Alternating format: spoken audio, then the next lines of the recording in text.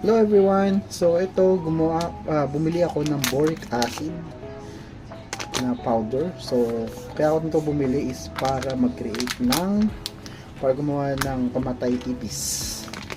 So cockroach bait. Yan.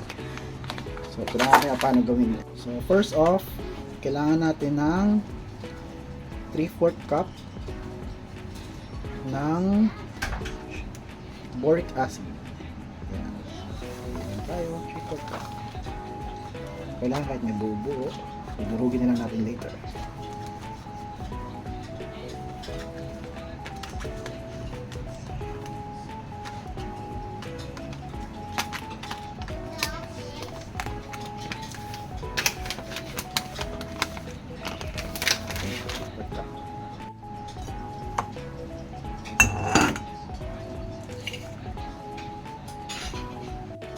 Tapos kailangan din natin ng 1/4 cup ng flour. So ayan, saan ba dito yung flour?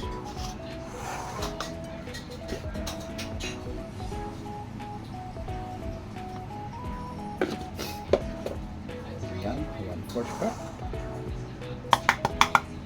Tapos gatas. So kumuha ko ng gatas. So milk. So gaano karami, kayo na bahala.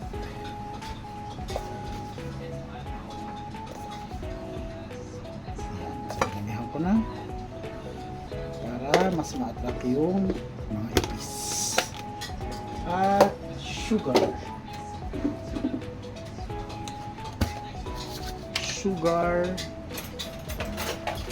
Kailangan lang natin ng isang putra siya ng sugar. Ayan.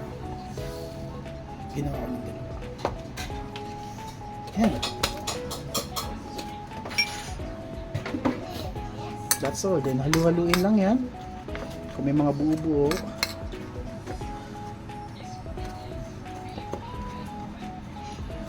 durugin lang. Then mamaya haluan natin ng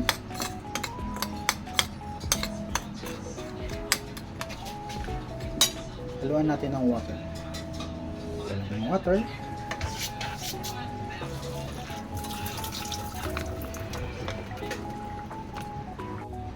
So haluan natin ng water, konti-konti lang habang hinahalo ang ating mga ingredients at dinudurog yung mga buo-buong part. Kasi ang goal natin ay makabuo ng boric acid balls. So cockroach balls.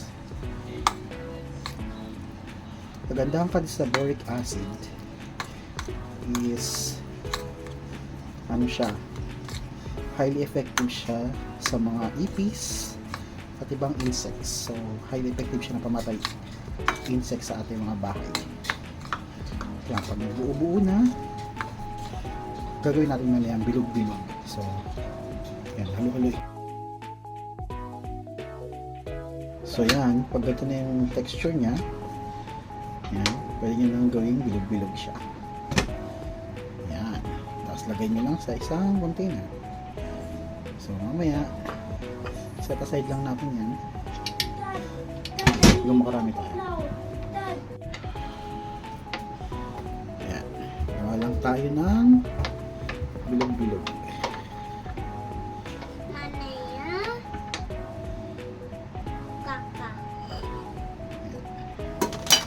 Ayan, makarami tayo.